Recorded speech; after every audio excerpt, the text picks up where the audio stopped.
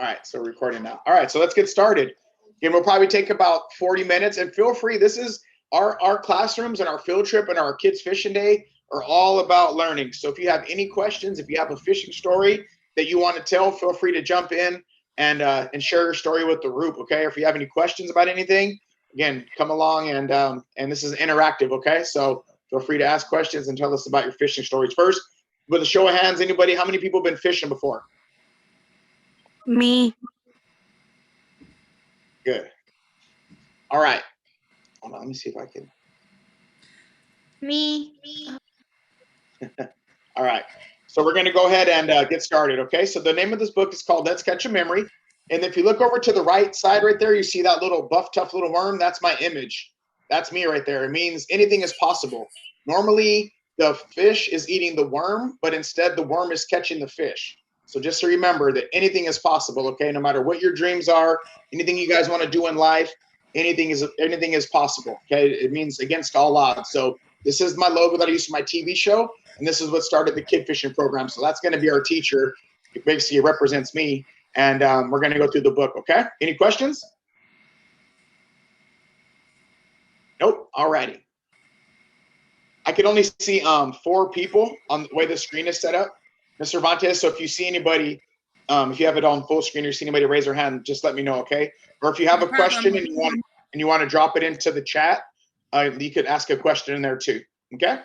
I have the chat up, and then you guys can also use the thumbs up if you want to raise your hand also on your screen, or you can just raise your hand and I'll see you. I have everybody up. Cool. All right, so let's go fishing. Page 1. Let's go fishing. Whenever you go fishing, there's like a little checklist that you have. I know it's a little blurry on the TV there, but I'll go over the checklist with your fishing pole. We're going to let you guys use your tackle box. We have plenty of tackle. You know what tackle is? That's like your hooks, your weights, your bobbers, that sort of stuff. A bait. We're going to have 2 types of bait on the trip. We have squid and anchovy. We'll also let you guys try some different lures. A bucket. A life jacket is normally if you're going to be out on the ocean, like on a boat or on the lake on a boat. If you're on the pier or on the surf, you really don't need a life jacket, but there's 2 places you don't want to hear the word oops, and that's on the operating table and on the ocean. So it's always better to be safe than sorry, okay? Sunscreen, your snacks and your water. You want to dress in layers. When we go on the boat trip that we're going to do in June, it might be a little chilly with that June gloom, but by the time we get to the islands midday, it could be 80 degrees. So that happens on the water a lot. So dress in layers. So that way, if you get warm, you can, be down to a t-shirt from a sweatshirt, wear some shorts under your sweats. And then as it gets warmer, you could dress down. But then if it starts to get chilly, you can put your dress back up again. Okay. And then a fishing license. Some of the kids who got the little fake fishing license when we went out last time, we gave out fishing licenses to the kids, right? We get those from Brian. So let me introduce Brian over here. Brian Young is from the Department of Fish and Wildlife. Say hello. So he's the guy that enforces to make sure we have sustainable fishery, and he also does the fish the city. My brother's name is Brian. What's that? My brother's name is Brian. Brian, unmute yourself and say hello. Kind of give him a quick little backstory on what you do and who you are. Hi, everybody. My name is Brian Young. I'm the Fishing in the City Coordinator for the California Department of Fish and Wildlife. I run mainly a programming in LA and Orange County, some in San Diego County. We do a lot of kids fishing events all over when better times. I met Mr. Brennan at a Fred Hall show down in San Diego, I think it was, and he talked about his vision for a kids fishing program in Ventura County, and I thought that was a great idea. And so the Department of Fish and Wildlife has been helping out with the Real Guppys program by supplying whatever educational materials we can, and setting up during this time, we were trying to produce some videos, and if we have time here, we have a couple of videos that I'd like to share with you guys. So, I'll let Mr. Brandon get right back to it. So, thank you guys, thank you everybody for coming in, for showing up today, and thank you for having me. Excellent. Thank you, sir. So sustainable fishery, right? We're going to just touch on that briefly. So sustainable fishery in the Department of Fish and Wildlife, there's different there's laws and rules and seasons that come with fishing, and we make sure that we always follow those rules and those laws. Meaning the fish that we catch, if it's of season, if it's of size, you guys can take home whatever you guys catch. When you do it on the pier, a lot of it's catch and release, but at least you're getting the fundamentals down about fishing. But when we go out onto the boat, you're going to go home with the sack of fish that you guys get to cook and eat. I love eating seafood. I love eating fish. Something about catching your own and taking it home and preparing it is pretty cool. So when we go on the boat trip, there's limits, and we'll teach you more about that on the ocean than not as much that on the pier. But, you know, again, this last trip that we had, was her name Emma? I believe was her name. I forgot how old she was, but she hooked into a shark that was about 5 feet long with a small piece of squid. So you really never know what you're going to catch in the ocean. So that's the fun part. So on page 1 of your book, it's a coloring activity, and you can just color it in when you get your book and color the silhouette that you want to color however you want to color it, okay? That's it right there. Mr. Vantes is showing. We're going on a boat? Yep. Yeah, I'm scared. Don't be scared. You'll be all right. It's a nice big boat. You'll be fine. Like a metal one? Yeah, a big metal boat. Metal and what is it? Fiberglass and wood. They go out every day just about to fish, so they're pretty safe. The captain's been doing it a long time. Hey. Yeah. I've never been on a boat before. Good. Well, that's why you come out with the Guppys. We take a lot of people out on the first time. The cool part about it is some people go to their adult life before they get out on a boat. We get to experience this at a young age, man. So I'm glad we're able to share this with you at a young age. You get to see the Channel Islands. You get to see dolphins, sea lions, all kinds of cool stuff. And if we have our new book, by the time we get out there, you'll get another book about the Channel Islands. It's getting printed right now. So you should have that for you guys by the next trip. All right. I'm allergic to some fish. So what? I'm allergic to some fish. All right. Well, you make sure when you bring your fish home that you let your parents go through it because we don't want you getting sick, okay? Those are hard to find, the ones that I'm If you have any questions, you guys, feel free to use the chat. I'm monitoring that, and I can definitely help you answer any questions in the chat as well. Okay? All right. Let's go to the next page, page 2. So page 2 is the anatomy of the fishing, okay? And then when you get your book again, you'll be able to draw the lines back and forth from side to side, show them where it's at. Mr. Vantes, yeah, you'll be able to draw and put your lines across where you guys want them to match up. So we'll start from I guess I can't start from the top. Let's go down the list. So you have a bobber, a weight, a sinker. You have different types of bait, different types of lures. And we're going to explain all this to you when we get to the pier. So if you have your book and you've already been to the pier, you should be able to go draw the line back and forth. If not, when you get your book, that's another activity.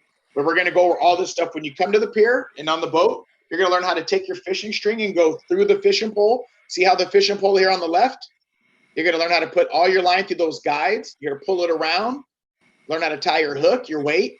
A bobber we use in freshwater more than saltwater, but we do use it in saltwater to keep your bait off the ground. There's certain species of fish that we'll talk about on the page 4, and those fish live particularly on the sea floor, but there's some that we call different columns, and you want your bait to be suspended in the middle. So that way when they swim through there, your bait isn't just laying on the floor letting crabs eat it. It's actually suspended off the ocean floor. And when fish swim through, your bait's there and boom, better chance of catching them, okay? Any questions about the rod anatomy? Is it tomorrow? No, it's next, the pier trip is next Sunday, the 16th. All right, so we'll go to the next page if there's no other questions. Page 3, here's your word search.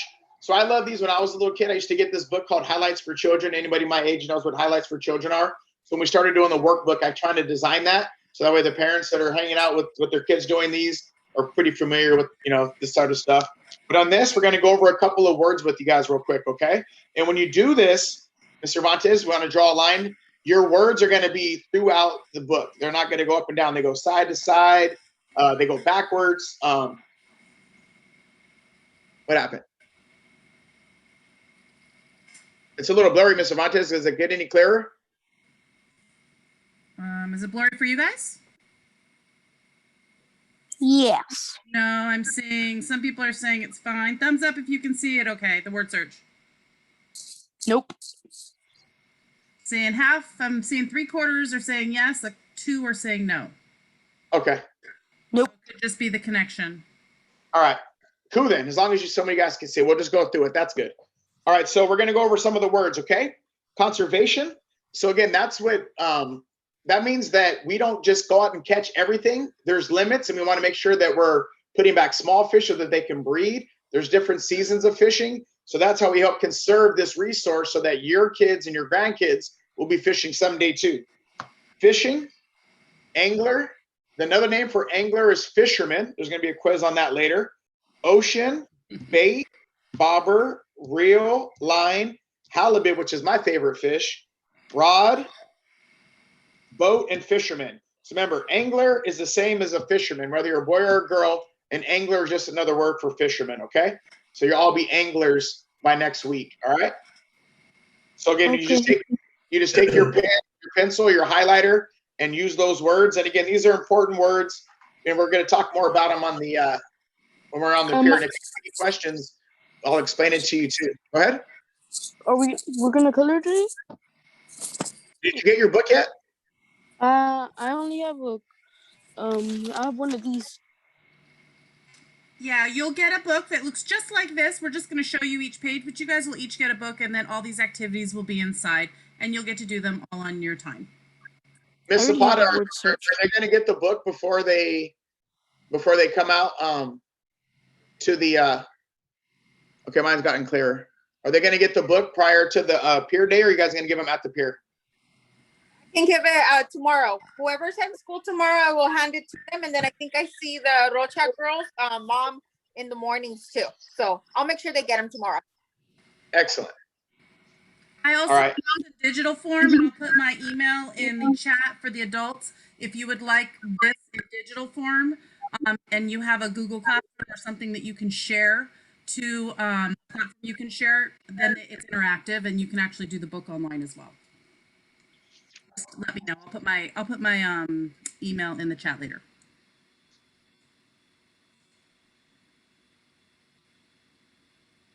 All right. Sorry, I got a message for a donation for some more fishing gear. Nice. All right. So if you look on page 4, this is when you're going to learn about the ecosystems. This is when you learn about where fish hide at. You're going to learn about symbiotic relationships. That's a long word. Symbiotic just means how everything kind of works together. Everything from the plankton to the sand crab, how they all work together and part of the big food chain. You guys know what food chain is? Anybody know what a food chain is?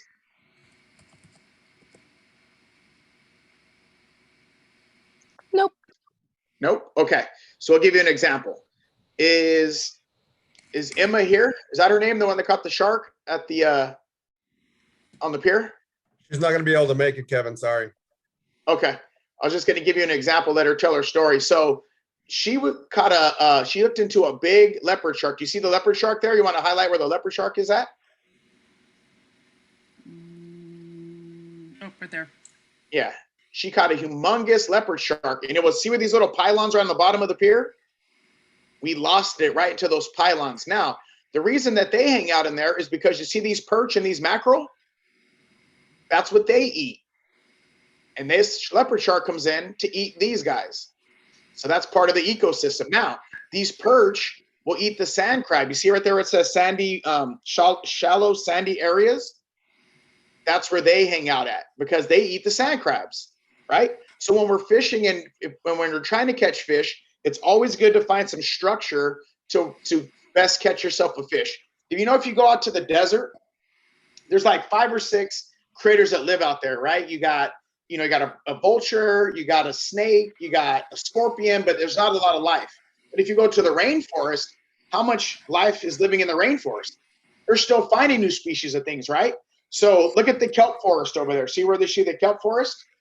That's a good area to catch fish because a lot of these fish that you see here, they hide in there. They hide from other predators. Anybody seen Finding Nemo? Me. Remember how the dad tried to keep Nemo to stay on the reef because the barracuda was waiting for him on the outside of the reef? So some of the smaller, some of the species will lay their eggs in these areas to protect them from the predators. So some of these are predators, the halibut, the bass, the sea bass. Well, basically they're all predators. They all eat everything in the ocean, but some of them are higher on the food chain. So the other species have to hide their fish, had to hide their babies or hide themselves, but it also gives them cover. There's other animals that grow in there like mussels and the sand crabs that we talked about. So those are there, that's what they feed on. So if you could find where they're hiding, you could find where they're eating. Again, you're finding about the ecosystem, and that's our job to protect that. We'll talk about that in a minute. But if you could find rock structures, kelp, even by the pylons where the mussels are at, and in the sandy, in the shallow sandy areas, that's where you're going to want to do your fishing, because that's probably where you're going to find more of your fish. But again, if you see that open area in the middle between 3 and 4, where it's just all sandy, again, you're probably not going to catch too many fish there. It's just opened up like that desert. But these other places are just teeming with wildlife. I'll still a word from Steve Irwin. They're just teeming with wildlife, and that's where you're going to want to fish at, okay? And then you'll be able to draw your fishing line to the habitat where you think they're most likely to find them. So if you want to step it up, you could go online and Google all these different species, and you'll get a better idea of where you're going to find them, okay? Mr. Montes, what did you have your class do with this on this lesson? So it's a drag and drop your fishing line over one of the 4 habitats on the lesson in general, or this page? On the page. Oh, I was like, you really want me to go into everything we did? No. So you can take this fishing pole right here. It's interactive.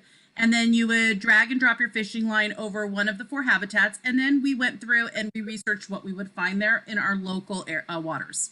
All right. Yeah. So if you want to go through and you guys can research your area with those names, and you'll find out where they live at. Some of them you're going to find live in the same in a couple of areas. But again, it's because of the food source. It could be because of the size. Some smaller species stay close to the surf line because they stay away from big predators. But as they get bigger, they can venture out farther because they don't have as many predators like that sea bass there. When they're small, we went and took some guppies out the other day to feed these sea bass that are about this big, right? Now, when they get released, they'll stay in a big school. So when fish are together, it's called a school. When they get bigger, they'll start breaking that school up. So as you get to 10 pounds, you might find a smaller school. Then when you get to 20 pounds, the school gets smaller. When these fish get up to 40 or 50 pounds, you only probably see 2 or 3 of them together at a time. So that because they could hunt for themselves, not too many things are hunting them, but when they're small, they stick together in a school. And that's what kind of helps them defend themselves against predators. Raise your hand if you saw Finding Nemo. Do you remember the part when Dory was asking for directions and she asked the school of fish, and the school of fish was so big looking, but it was making different shapes? And it's pretty amazing how they swim, and they all know to swim in the same direction, in the same movement without running into each other, right? Well, one of the activities that we did in my class, besides I broke them up in groups, is they figured out about school of fish. Why do they do that? Why does that happen? Why can they not run into each other? Why are they in unison? And then a lot of the kids remembered Finding Nemo in that scene. So a lot of Finding Nemo is actually based on real facts of the ocean. So it's pretty cool. That's interesting. That's a good point, because they just kind of swim in a big circle. Even in the bait tank, when you get on the boat, when you guys see the anchovies, when we go on the boat, they put the anchovies they use for bait into the bait holder, and you'll see them just swimming around like she's talking about. So you get a chance to see that in action. All right, let's move on to page 5 and 6. So we say that guppies don't litter. Whenever we go out, we always leave it better than we found it. And I'm sure if you're with the American Heritage Girls or Trail Life, you guys do the similar things, right? You guys, whatever you guys pack in, you guys pack out, beach cleanup, that sort of thing. Yeah, thumbs up. So stewardship is a big part of the Guppy program. So that means conservation, making sure that we only catch what's legal or keep what's legal. It's kind of hard to determine what you're going to catch because you never know with the piece of bait. But if they're of size, of limit, remember that's conserving the resource so that we have a sustainable fishery. And the other part is making sure we maintain that ecosystem, that delicate balance of the ocean, and that's through litter. So on this page, page 5, you're going to see all that litter. See all that junk right there? Somebody didn't do a very good job, and that's not good. You see how there's no life in there? When you put litter out there, the birds aren't around, the fish aren't around. It's just a mess. So by taking care of our resources as the ocean, then you don't have that problem. And you'll see on page 6. So on this one, she has where you drag and drop. But if you just have the regular book, you could circle what's wrong with this page. Okay. There's 10 things that are wrong, and you go ahead and just circle them. And then if you're out you're out at the beach and you see this kind of stuff, feel free, or out on a hike or something like that, to be a good steward and go ahead and toss that and set the example for other people. Some people might say, well, look at these kids. They're taking care of the resource. What are we doing? So you guys can still set the example, even though you might only be, 8, 10, 12 years old. Okay. And then if you go to page 6, go ahead. So on page 6, you can see how it's nice. See, when you get rid of all that litter, see how much wildlife, you got all these different birds out there, the pelicans at Wainimi Pier. I don't know if you guys got a chance to, when we were out there, right? It started out, we seen dolphins, remember, on the pier. Then we seen the pelicans coming by. We've seen sea lions. So if the ecosystem is healthy, you're going to see all that different type of wildlife. But if there's a lot of litter and clutter out there, that's not good for the animals. So you can see when all the litter is gone, the animals are thriving much, much better. So on this one, you could spot 3 different types of birds. And again, I know Ms. Cervantes had them look up different birds as well. You can go in depth in this book as you want to. It's a really good learning tool to learn about. I mean, this picture here is actually of the beach that we're going to fish on. So you're going to see all these animals out there, but remember how important it is to sustain this resource, so that way you and your families and your kids, when you guys get older and you start having, stuff like that, that you guys have this nice resource that you could use. Amari, what's up? Is that Wainimi? It's Wainimi. Yeah. Amari, do you know which one is this, a pelican or cormorant or a seagull? Right here, the big one. Take a guess. Pelican, cormorant, or seagull? I'm thinking a pelican. Pelican? What do you think, Mr. Kevin? Is she right? Yeah, that's the pelican. So we can drag and drop. Yeah, we'll drag and drop that over there if we need to. What about this little guy right here at the front? Right down there. On the beach. Seagull. You guys see seagull? Okay. And what about this little one up here? I don't know. You want to help him out, Mr. Kevin? Oh, that's the Which cormorant. one's on the pier? That's the cormorant. Hi, cousin. This one's a cormorant, Mr. Kevin, right here. Yeah, the cormorant. And if you are in 4th grade, Amari, did you read Isle of Dolphins? Yep.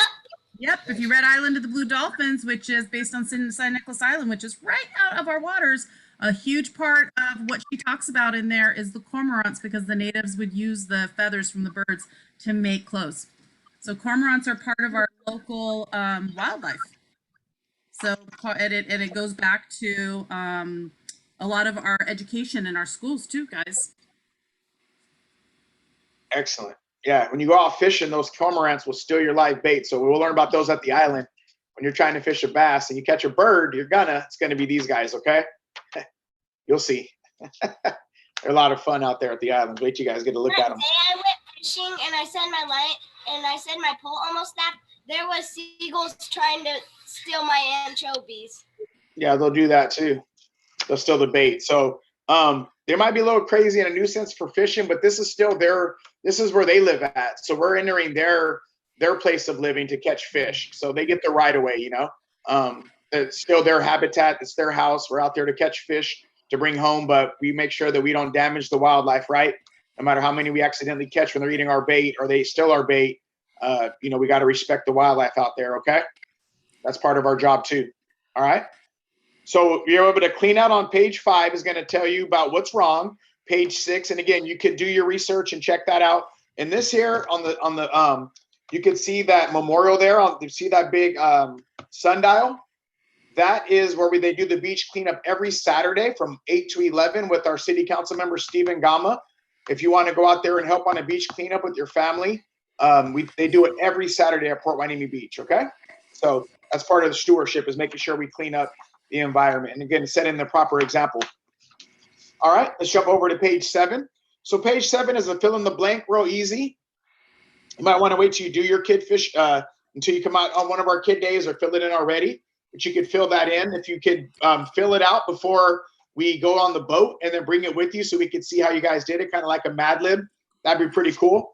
I'd like to see what some of you guys are putting together in your books. So if you fill out any of these activities, please bring the books with you on the boat, just so I like to see some of your answers, all right? But again, that's something that you guys could do on your own, just mixing it up. Page 8. So when you're fishing, right, patience is always important. You got to leave the bait out there to get bit, but you also got to be problem solving, right? You might want to, some people use squid. The squid was working better than the anchovies. Some days the anchovies work better, but you got to be patient. You got to be a problem solver. That's part of fishing. You might need to go to a lure, things like that. So we had to put a maze in there, right? Because it's the same thing. You got to solve the problem. And that's about life, kids. Again, part of the program in fishing is if you teach somebody to catch a fish, they say they'll eat forever. But in life, if you're going to come across any types of hurdles that are going to stop you, you got to find your way through it and navigate it. And that's kind of what fishing is. All right. So anytime you guys come across seems like a dead end or there's a hurdle in front of you, just remember to backtrack and find the path and get to your destination. Okay. In fishing and in life. All right. And there's a lot of life skills in fishing. Okay. Patience, problem solving, that kind of cool stuff. You know, might be kind of over your head if you're young, but it's never too early to learn that you could overcome any obstacle. All right. Trust it. Take it from me. All right. Page 9. We're going to wrap it up right here. Then we're going to let Mr. Young, let him play a video for us. If we have enough time for one of his videos to see what they're doing. Again, it's just to give you guys education. That way you know what's going on. It's not just showing up and catching a fish, because sometimes you don't catch fish, but you're going to have a great time catching a memory. You're going to see some great wildlife, and you're going to become a responsible angler, knowing about fishing licenses, limits, and all that stuff, so that when you do go out and catch a bunch of fish, you know that you caught the right fish, and that you're making sure you're following all the laws and stuff as a responsible angler. Okay. So this is the last page right here. Number 9. This is the cool nerdy stuff that I like. We live in the Channel Islands National Park. This is like Yosemite, and it's in our backyard, but a little bit cooler, I think. Well, I'm losing me in my light. But this is about the Channel Islands, okay? So you have Santa Barbara Island, Anacapa, San Nicolas. I believe Amari's mom works on San Nicolas. Anacapa, Santa Cruz, Santa Rosa, and San Miguel Island. Have any of you guys ever been to the islands before? Not yet. So when we go fishing, Wainimi, you can see where it says Port Wainimi Pier, right here. We're going to travel across 9 miles to Anacapa Island. That's the closest island to our area. There's a place called Ark Island that we're going to look at. And then behind that, you have some seal colonies. So you're going to learn about seals and sea lions. It's surrounded by the Channel Islands kelp forest. Again, people come from all over the world to scuba dive the Channel Islands. It's like a place to stop, just like Hawaii or the Great Barrier Reef in Australia. The Channel Islands Marine Sanctuary National Park is just as popular for tourists to come out. And that's one of the reasons why I started the program, is because we live 9 miles from this great resource. This is like, this is one of the 7 wonders of the world for me anyway, but this is a national park, and there's so many kids like yourself that don't get a chance to see this. So that's one of the reasons we want to make sure that on our boat trips that we take you out to the islands so you can see it. We might be able to fish any other area around there, but we really want to expose you guys to the Channel Islands. There's a lot of history in our backyard, and we want to make sure you guys know about it and see it up close, okay? And again, also our responsibility to make sure that this resource is there for years to come. So let me go over this with you real quick. The Channel Islands Marine Sanctuary protects 1,470 square miles of ocean water around the Channel Islands. There are safe spaces where endangered species, sensitive habitats, and historic shipwrecks are protected through research, education, conservation, and stewardship. So remember, we learned about those words, right? Anglers are in charge of conservation, and that's to make sure the resources are always there, and stewardship, like beach cleanup, okay? And taking care of the wildlife. So again, I know it's fishing and it's a lot of responsibility. If you want to continue to have this resource, once you get hooked on fishing, you're going to want to fish all the time. We want to make sure that there's enough fish out there for generations to come, okay? So on this one, you could take your crayons and color the bottom. You're going to learn about the Channel Islands. That's just a graph right there that you're going to see. And if you ever drive up to Port Wainimi, or if you're driving up to Santa Barbara, you can get a look at all the islands, because they kind of go at a 90-degree angle off of our coast. But the closest one to us that you could see is Anacapa Island, and that's where we're going to go when we do our boat trip. I've been to Santa Barbara before. Up to the city of Santa Barbara or the island? Just driving upwards towards Santa Barbara. Yeah, so if you look out to the left, you're going to see all those islands out there. You can probably see all the way to San Miguel. As you start to veer off, the way our coast kind of goes in, and then the islands kind of a little bit further. So maybe you can't see San Miguel. We do have boats that go all the way to San Miguel from here. It's about an 8-hour trip. So yeah, it's a mission, but those islands rarely get fish. You get a lot of really, really big fish out there.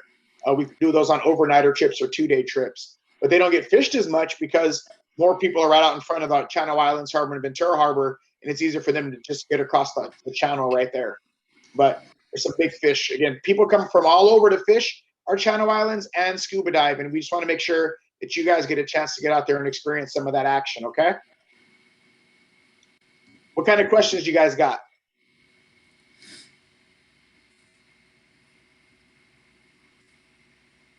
Oh yeah, on page 10, you're going to get your solutions, and also you're going to draw and write a note to a friend or family member that you like to take fishing on an adventure and let them know something you learned. So if you've been on if you've been out on one of our trips, or after you go on one, or you can wait till after the boat trip, write a letter to somebody and tell them about fishing and get yourself a fishing buddy and go out there and catch some memories with some more friends and family, okay?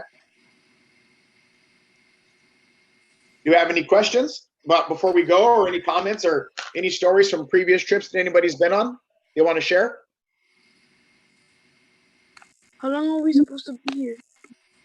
Oh, we're almost done.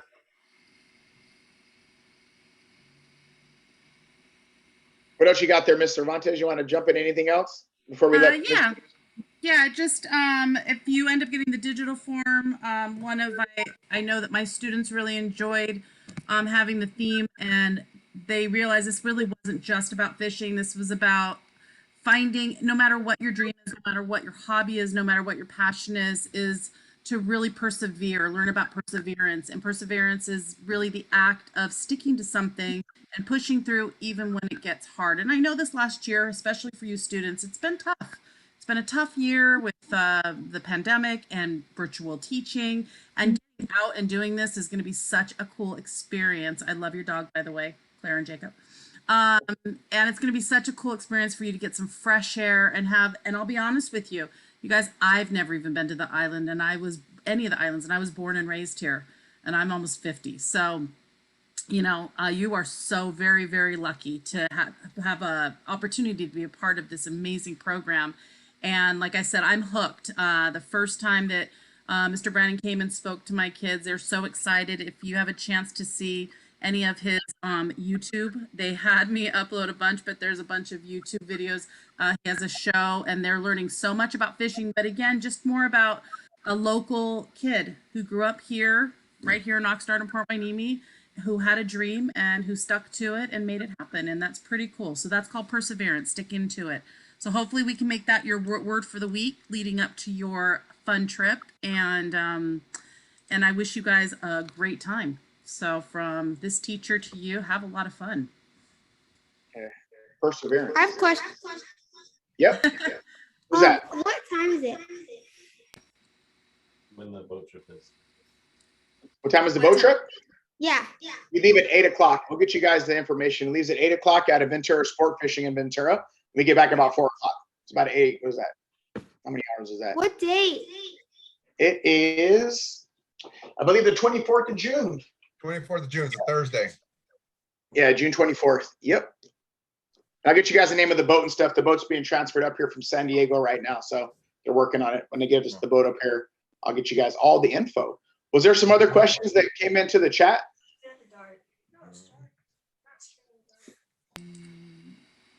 Let's see. There we are. I didn't see the chat. Here we go. Looks like people. Oh, Emma was 12. All right. Emma was 12, man, and she caught a humongous shark. We almost had it up, man. It was so big. That was one of the, I think that's got to be the biggest fish we ever caught. Good for us. That's the question about the license, but it was answered. Yep. Yep. Hueneme Beach Cleanup is every Saturday. I didn't even see these questions. Is there a limit on the quality of fish you can catch? Yeah, so there's different, parents need a license on the boat. Anybody over 16 years old does need a fishing license to come out fishing on the boat. Anybody under 16, 15 and under does not need a license. 16 and over, you need a license, at least a day license. There is Let's see, is there a limit of quality of fish the kids can catch? So there's a 20 bag Wait, limit per 10 years day. old. That means you can keep 20 fish. So if you catch your 10 rock fish, you can catch 10 whitefish and get 20 fish. If combination of 20 that are in their limit is the most you can catch. So let's say you catch 3 whitefish, a couple sheephead, your 10 rockfish, as long as it gets to 20, because different species have different limits. But we'll go over that with you on the boat. But if you're going to fish on your own, there are booklets that you could take to let you know about the size limits of fish. It is your responsibility if you're out fishing and you have an undersized fish and you get caught with it by the Department of Fish and Wildlife. Let's see. If you're Kevin, over is there 16 going to be gear for the parents that go, or is it just strictly Yep. for the kids? No, we bring it up for everybody. All right, cool. Thank you. If you're over 16, do you need a day license? Yes. Only on the boat, not on the pier. Nobody needs a license on the pier. On the boat, yes. How do you get them? They have them there at the landing, but when you take off, you could go to like Walmart the night before. Any sporting goods store, Big Five, they all carry it. It's a state issued thing, so most sporting goods stores have them. Oh, wait, last time I remember Mr. Young said you could even go online, right? Right. I want to see if you remembered. Yeah. If you want to buy a 1 or 2 day fishing license, you can purchase it from the department online. I'm going to post a link for that right now.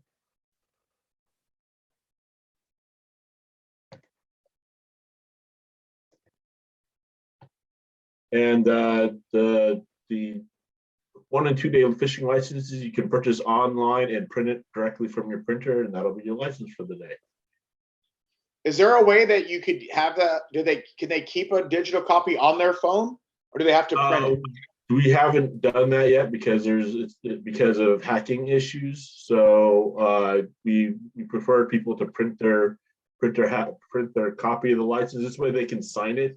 The state law requires all state documents be signed to make them valid. So once you print your license, sign it, and then retain that in your backpack or in your wallet or in your back pocket. Excellent. So you can get them either online, you can get them the day of the fishing trip there at the landing when you show up, where we leave on the boat, or again not the night before at any sporting goods store. Yep. All right. So Mr. Young, did you have a video you wanted to share? Sure. We got enough time. We ran a little late because we started a little late, but if you got a short video.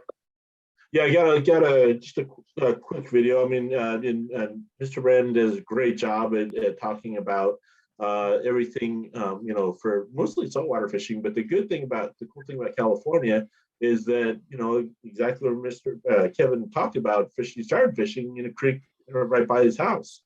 And there's a lot of the freshwater opportunity as well. So what I'm going to do is I'm going to show you a quick video. Mr. Young, I'm going to have to make you host. Hold on. Mr. Young, I'm going to have I need to share the screen. You can share it. Let me see. Hold on just. I don't have that ability yet, so you have to allow me. Yeah, I'm going to make you host. All right. So the pier, I got another question. What are the pier fishing dates? So the next pier date is on the 16th. This was if you came to the last pier day, if you want to join us for this next one, come on out again. We'll just leave it open for everybody. Kevin, but that one's you're going to need to make him host so that he can share. Nope, not allowed to yet. Just 1 second.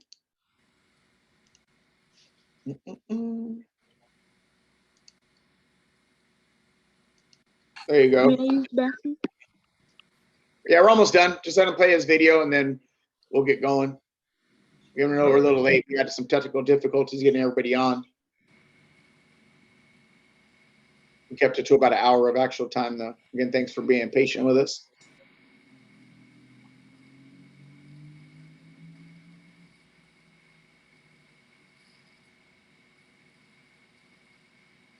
I gotta do share audio.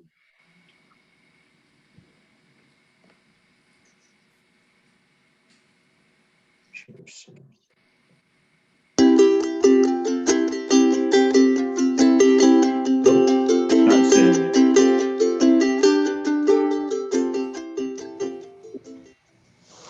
try Xing out. Hi. Maybe? Yeah, I When don't asked the see it. Hold question, on. what kind of places people go fishing, most people think of something like this. We can hear it. Let's start that again. There it is.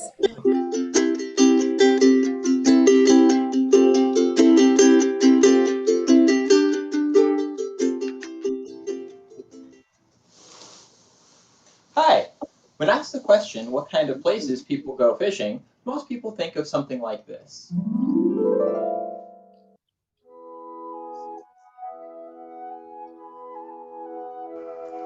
Maybe what you are picturing is a quiet little fishing hole up in the mountains where it took you hours of driving through traffic or hiking through brush to reach.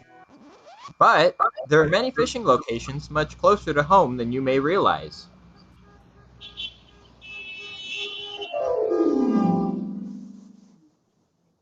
But where can you find places like this? Hi, and welcome back to the Fishing in the City program. Today we're going to be talking about 3 different ways you can find fishing spots closer to where you live. The first method we're going to be talking about is actually quite simple. Wherever there's bodies of water, oftentimes you'll find fish as well. So all you have to do is search out for these bodies of water. And one way to do that is by using an online map tool, such as Google Maps. Here, I'll show you how. We'll use our CDFW Los Alamitos office for this example. You can use your home. So as you can see, we're going to start zooming out, and pretty soon you'll see bodies of water all around your starting area. However, here, these are some Gulf lakes, so let's zoom out a little bit further. And if we look up here, we can see a local park, and there's several lakes there. Parks are always a great place to start your search. And if we go to the park website and scroll down, we can see here that they do allow fishing at this lake. Just remember when searching this way that some lakes aren't open to the public. Do a little bit of research ahead of time before showing up. The second method we're going to be talking about to find fishing near you is actually using the resources that the department provides to the public. All you have to do is log on to the California Department of Fish and Wildlife's website. Here. So I'm currently here on our CDFW website, and I'm going to go up to the Learning section and click on Fishing in the City. Here you can learn a little bit more about us, as well as see what we're doing in your local area. For example, if we click here, we can see a local map of many different fishing areas. You can also click on our Fishing tab. Here you can find our California Fishing Guide. It's pretty cool. A map of California should pop up showing all of the different fishing spots that we have stocked recently. Oh, that's cool. The last method we're going to talk about today is to simply ask an angler you already know what fishing spots they like to use. Most fishermen love to tell stories about the fish they've caught and would be more than happy to pass on a few tips and tricks to someone just starting out. And if you don't know any people who fish, try joining a family-friendly fishing group on social media. If you're one of our younger viewers, just make sure you have your parents' permission first. So I have an example of an online fishing group found on Facebook. They say that they're a family-centered group that likes to talk about fishing and answer any questions people may have about it. This could be a good place to ask about fishing spots or any other fishing-related questions. There are other ways to find fishing spots, but those are 3 easy ways you can try from home. From all of us here at California Department of Fish and Wildlife, stay safe and thanks for watching.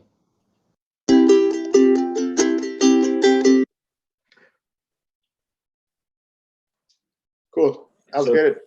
That was, where to fish because there's actually quite a few places to fish there in Ventura County. And I wanted you guys to be knowledgeable about that.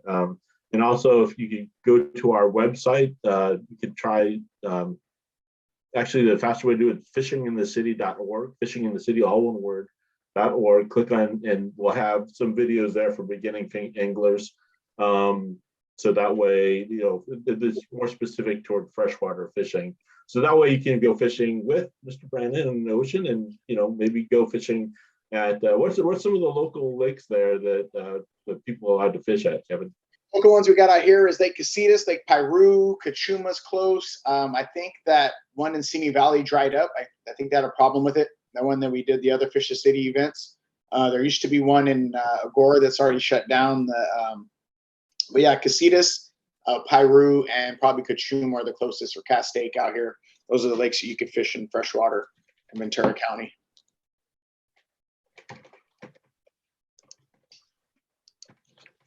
Yep. Just answering the question.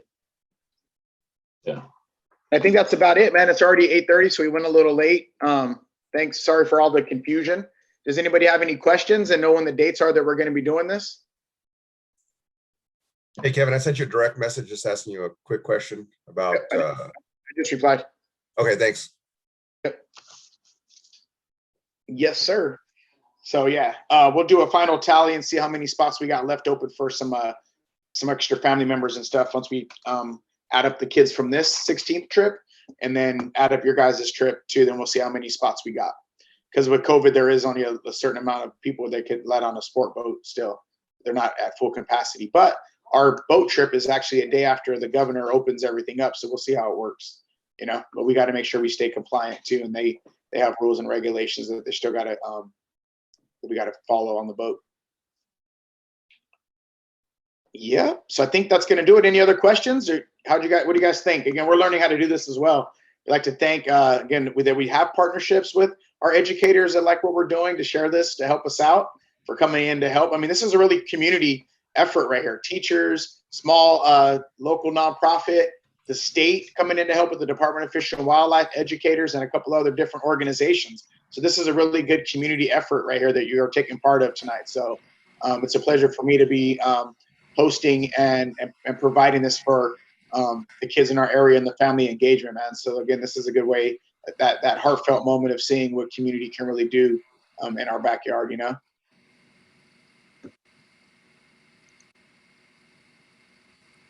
Is that it? Thank you, Kev. It's always a pleasure to be part of this. Thank you. Thank you. Thank you. Thank you, It? Mr. Young. Have fun. Proud of me. Thank you all. Appreciate it. Hold on just a second. Miss Zapata, are you're gonna give the names to the other lady so you guys have it all set up, and then you're gonna be there on next Sunday with us as well, with all your guys' participants? Yes, I will be there. I already gave all the names and the permission slips to Laura. Yeah, no, not this. I mean, just the combination of the kids that came last week and today. So you guys will have your whole group together. Yes. Okay, cool. Yeah, and just get her the names from tonight, and that'll be perfect, man. We're all good to go. Okay. Again, we're all there together, so this is kind of cool. I know there's a couple glitches, but we'll get it figured out one day. And remember, I'm going to tell all you kids again right now, or anybody listening, I don't care how old you are. I'm 41 years old. If you got a dream, if you got a vision, you got imagination, you got something that you want to do, don't never, ever, ever give up on it, okay? It's going to take a lot of work and perseverance. That's the word of the week. But don't ever stop, okay? No matter what circumstances, just like that maze. That's how life's going to be. But you got to figure it out, okay? And remember, shoot for as big as you want to be. Trust me, you can do it, all right? No matter your circumstance. I think that's it. All right, Ms. Cervantes, you can stop the record. I'll send you a text message. And